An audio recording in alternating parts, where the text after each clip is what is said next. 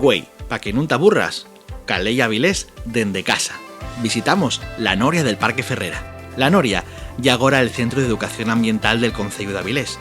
Está dentro del Parque Ferrera, ocupando el espacio que tuvo en el su momento una noria que apurría agua al palacio, de ahí viene el sonome.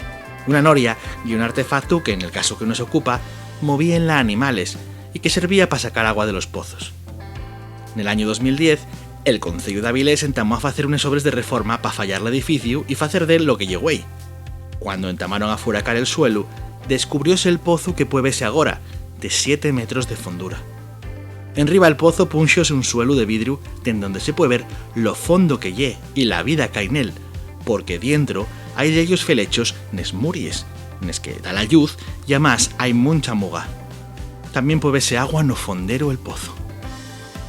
Históricamente es muy interesante por lo antes comentado, pero también desde el punto de vista de edificio moderno ya es importante comentar que una construcción que para su climatización pel verano y pel invierno y para tener agua caliente usa la energía geotérmica, esto usa el calor de la tierra. Otro día seguimos con más actividades en Avilés para no aburrirse.